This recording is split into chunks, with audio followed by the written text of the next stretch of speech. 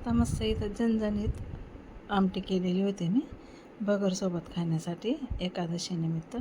आणि यांना बरं नाही म्हणून यांना मूग डाळीची खिचडी केली होती. यांचा काही उपास नव्हता. आणि बगैर आमटीसोबत खाण्यासाठी बघा मिरच्या तळलेल्या आहे मस्तपैकी. आणि आता जेवणं वगैरे फराळ वगैरे झाली. नंतर घर झाडण्यासाठी घेतलं मी. तर आमची राशा मॅडम बघा पुढे पुढे करते. माझ्याकडनं हातातनं झाडं हिसकून घेतलं तिने आणि बघा झाडायला घेतलं. झाडते येते आता.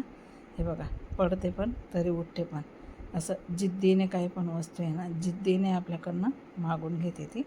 आणि बघा कशी घर झाडत फिरते. हे बघा ऐकतच नाही आणि ती पुढे पुढे पुढे पुढेच करते ती. आणि मस्तपैकी आता इकडचा रूम झाडला गेला आणि परत इकडे या रूममध्ये आलेली ती. आणि बघा तरी पण कशी मस्त झाडते बघा.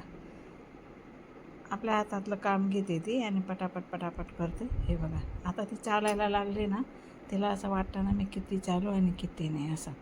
आणि जी काही लक्ष्मीपूजनासाठी मी मस्तपैकी छोटीशी केरसुनी घेतलेली होती तर मग ती केरसुनी दिली मी तिला. तर नाही घेतली तिने. बघा इथं आता मी केरसुनी दिलेली ती. हे बघा घेत नाही ती लगेच फेकते. आणि ती केरसुनी फेकून दिली आणि झाडूनच घर झाडते. हे बघा फेकून दिली त्याला आणि बघा अशी झाडते पटापट पटापट. आता तिकडनं परत या रूममध्ये येते. इतकं काम ओढते ना ती आपल्याला काहीसुद्धा काम करू देत नाही. अशी आमची राशा मॅडम खूप जिद्दी आहे ती आणि तिची जिद्द पूर्णच करते ती. हे बघा आता परत पडून गेली. आणि बघा कशा प्रकारे घर झाडते ती तुम्हीसुद्धा बघू शकता. तर चला अशी आहे आमच्या मॅडम. आता पुरता एवढाच ब्लॉग मिनी ब्लॉग. भेटू नेक्स्ट मिनी ब्लॉगमध्ये. तोपर्यंत सर्वांना बाय बाय. राशाकडून